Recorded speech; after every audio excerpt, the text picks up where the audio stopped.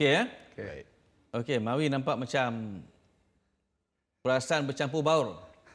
Tak tahulah dia suka ke ataupun dia sebenarnya agak kecewa dengan kekalahan pasukan Selangor. Okey.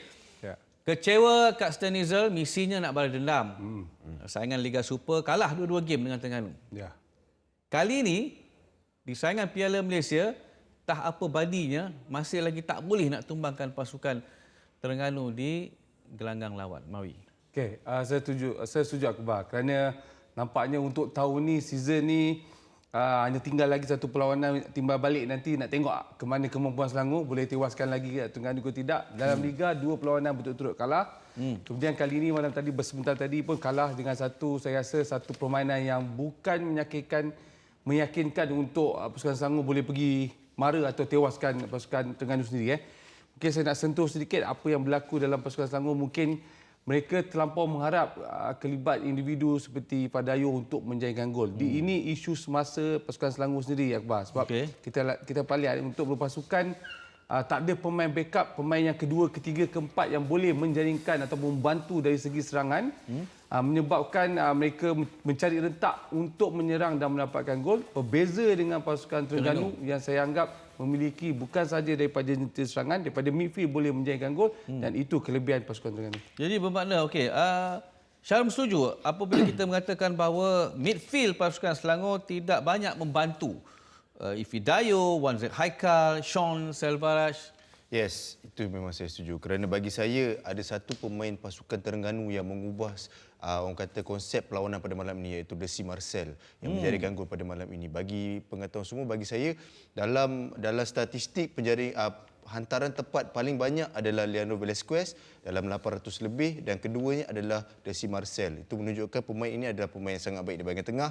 Tak dapat dia, bagi saya trio ini tidak dapat dikawal rapi oleh trio tengah pasukan Selangor. Apa lagi masalah lain pasukan Selangor ni sebenarnya, Asmawi? Kalau tadi kita katakan bahawa bahagian tengah, jentera tengah mereka agak kurang efektif. Betul. Sehingga menyebabkan Ifidayo tidak mampu, tak ada banyak ruang. Dia tak skor pun. Sebenarnya kemampuan pemain-pemain yang diturunkan bagi saya masih lagi tak dapat mencari rentak untuk membantu Ifadayo dan sekali lagi mengharap Ifadayo untuk mendapatkan gol. Kerana Ifadayo dari segi teknik perjalanan dia nak dapatkan gol tu bukan dia gerakan hasil gerakan dia sendiri, tapi dia perlu bantuan daripada kiri dan kanan.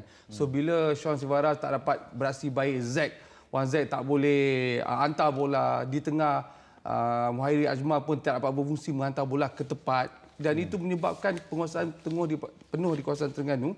Dan pada yang sama sebenarnya Selangor ni ada isu yang memang tinggi dari segi statistik bolos. Mereka boleh menjaringkan gol pada masa sama tapi akan bolos juga pada masa sama untuk tiap-tiap satu perlawanan. Jadi ini menyebabkan mereka begitu sukar dan pada tewasnya ini kita dapat lihat battle ataupun perebutan di bahagian tengah midfield itu dikuasai oleh pasukan Terengganu sepenuhnya. Okey, baik. Kemenangan kedua berturut-turut untuk pasukan Terengganu ini sebenarnya, Syarul, meletakkan mereka dalam posisi yang cukup selesa untuk mara ke peringkat yang seterusnya.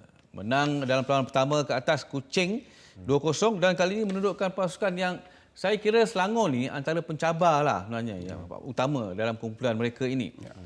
Menewaskan Selangor. Jadi boleh tak kita katakan bahawa sebenarnya Terengganu dah selesa dah untuk mereka berada mendahului dengan 6 mata dan kemudian mereka boleh menjadi juara kumpulan? Saya rasa masih lagi terlalu awal untuk mengatakan pasukan Terengganu boleh dikatakan akan juara kumpulan sebab akan ada banyak lagi perlawanan timbal balik dan semuanya. Tetapi bagi saya approach pasukan Terengganu dalam Piala Malaysia kali ini berbeza dalam liga. Kalau kita lihat pemain yang diturunkan di bahagian hadapan sebelum ni, kita tahu pasukan Terengganu tak boleh membuat high pressing apabila adanya David Da Silva. Tetapi apabila mereka menukarkan Jordan Minta di bahagian hadapan, mereka boleh menukarkan cara approach pasukan itu sendiri dengan membuat high pressing di hadapan, membuat counter attack pantas. Itu mungkin satu strategi yang telah digubal lah untuk Piala Malaysia ni untuk Terengganu. Mawi, Selangor ni seolah macam ada masalah. Ini yang kita nampak lah. Bila mereka berdepan dengan pasukan Terengganu malam ni terpaksa menanti sehingga minit ke-70 untuk mendapatkan gol. Jadi perlukah Kak Stan Nizal sudah boleh merangka rombakan yang lebih efektif untuk perlawanan seterusnya bagi mengelak bahawa mereka kecewa di saingan peringkat kumpulan? Perlu rombakan besar-besaran? Ya. Okey, rombakan besar-besaran tu dah waktu kritikal dalam Piala Malaysia ni dah tak perlu dah Akbar. Tapi untuk musim depan saya rasa memang perlu. Ada certain dalam pemain dalam pasukan Selangor sini saya rasa tak ada kualiti yang betul-betul boleh membantu pasukan Selangor. Tak ada kualiti untuk sampai boleh membawa pasukan Selangor dalam satu tahap yang selesa, konsisten, menang dalam momentum yang baik. Kalau dilihat sini Akbar, Selangor antara pasukan yang mula-mula sering membuat pertukaran dalam perancangan pemain-pemain muda yang dibawa masuk. Tetapi pada masa sama mereka mengalami hampir besar pemain import mereka mengalami kecederaan. Sebab mereka tak ada pemain yang begitu berpengalaman ataupun berpengaruh di bahagian di setiap posisi. Dan terutamanya saya nak ambil kira pemain import mereka tak begitu baik untuk membantu pasukan. So ini menyebabkan mereka tak boleh adapt dengan kekuatan momentum pasukan Terengganu sendiri. Dan kita kena ingat, ini kelebihan Terengganu bermain 2 kali dalam pembukaan Piala Malaysia ni di tempat sendiri memberikan kelebihan. Dan berbeza tadi corak permainan. Saya relate sikit dengan apa yang berlaku pada perlawanan pertama pasukan Selangor apabila mereka menang dengan pasukan Perak 1-0 hasil daripada gerakan ataupun kesilapan pertahanan Perak. Mereka menang 1-0 melalui sepakan penalti. Masih lagi tak ada corak permainan terbuka yang mereka boleh menang atau pergi mendapatkan gol. Okey, kalau itu yang berlaku, maknanya perlu rombaklah untuk perlawanan seterusnya ataupun strategi itu perlu diubah. Tak, bagi saya pasukan Selangor ni tiadanya pemain seperti Conrad, import mereka yang mengalami kecederaan, Tim Jubak 3-4 menyumbang juga dan juga bagi saya mereka gap tu terlalu nampak besar. Mungkin cara approach permainan pasukan Selangor perlu diubah saya rasa. Wow. Perlu ada bahagian departmen mana yang tadi Mawi sebutkan bahagian tengah sebenarnya. Tak macam Terengganu di mana mereka banyak menjana peluang. Betul. Kepada pemain-pemain di barisan hadapan. Kalau Selangor ni nak diubah, kalau macam Mawi cakap nak ubah keseluruhan dah lambat. Tak boleh nak ubah semua. Mana departmen yang paling penting untuk menghadapi perlawanan kalau paling penting terlebih dahulu pada posisi pertahanan saya rasa. Sebab Akbar kena lihat saya rasa pasukan Selangor juga tak memiliki kesebelasan pertahanan 4 tu konsisten, bertukar-tukar. Syami keluar masuk kecederaan, Navatable bertukar dengan Syami. Ayam Bila di sebelah kiri juga tak ada konsisten daripada segi boleh attacking, boleh membantu di bahagian bawah terlampau kerap bocor juga. Kemudian tengah juga menjadi isu dua bahagian tengah. Jadi keseluruhan pemain Selangor ketika waktu bertahan begitu kurang baik, tidak begitu konsisten untuk boleh bertahan. Dan itu menyebabkan mereka agak longgar. Berapa persen? Saya rasa kalau persen saya anggap dalam 70%. Wow. Kebocoran ataupun kelemahan pasukan Selangor Utara. 70%? Itu tinggi itu Mawi. Saya rasa macam mana Syarul? 70% tu saya rasa macam orang kata tidak mengikut apa yang dirancang oleh Kak Stan Nizal. Ya, saya apa yang Asmawi cakap tadi berdasarkan statistik dan saya rasa pasukan Selangor betul mereka selalu bolos, mengalami kurangnya orang kata tak nampak adanya leader di bawah. Mungkin itu ada satu punca kurangnya persefahaman di bahagian bawah. Tetapi bagi saya sekiranya mereka ada satu defensive midfield yang solid, number 6 yang boleh membantu bahagian pertahanan mungkin akan merubah. Tetapi bagi saya pasukan Selangor dengan kecederaan yang ada, mungkin mereka perlu pakai siapa yang ada dalam pasukan lah. Kebanyakannya injury. Dan saya rasa mereka perlu tukar approach permainan lah. Saya rasa. Untuk perlawanan yang ketiga nanti. Okey, sebenarnya kita banyak nak bincangkan sebenarnya tentang perlawanan antara pasukan Terengganu dan juga Selangor ini. Tak apa, kita akan nanti cuba hubungi rakan setugas di Kuala Terengganu, Zulhelmi Zainal Azam, kerana dia berada di sana, dia melihat depan matanya sendiri bagaimana persembahan Selangor terutamanya yang tewas kepada pasukan tuan rumah Terengganu, dan kita nak dengar juga nanti komen daripada Kak Stan Nizal ataupun Nafuzi Zain selepas perlawanan.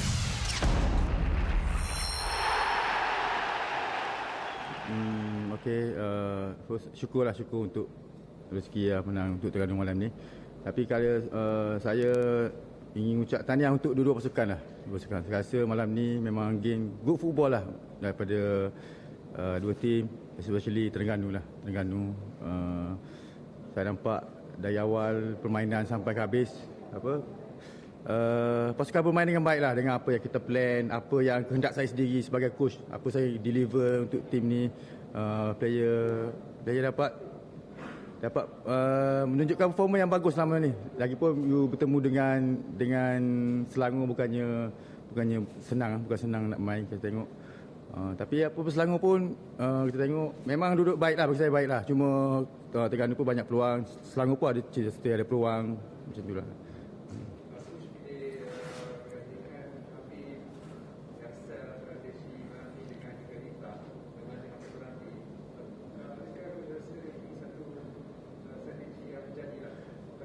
Okeylah, yalah setiap game pasukan berbeza, oponen berbeza, cara bermain berbeza dan apa yang saya analisis, saya study, dan saya rasa untuk dengan Selangor ni saya memerlukan kekuatan di bahagian tengah lah, sebagai enjin untuk menggerakkan pasukan.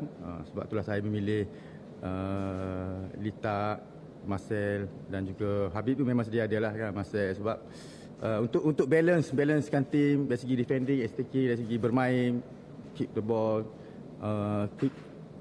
bergerakkan bola, itulah apa pun. Bagi saya percaturan malam ni menjadilah macam itulah. Sepak ni kalau menjadi semuanya bagus, macam itulah. Yeah, I think 2 different half times, I would say right now. First half time, we were not able to press the opponent good enough. Very often we were 1 or 2 steps too late, because in our last line we played very often 3 against 1, and then it was very difficult for the midfielder and for the striker to get pressure of our opponent. Second half time was better. We played better in own possession than in the first half time, but always we had to be careful for counterattacks. Very dangerous. They were really very dangerous, and but we were able to draw tonight. We had enough goal chances to score the second goal, but we missed the goal chances, and that's one point why we didn't get points today.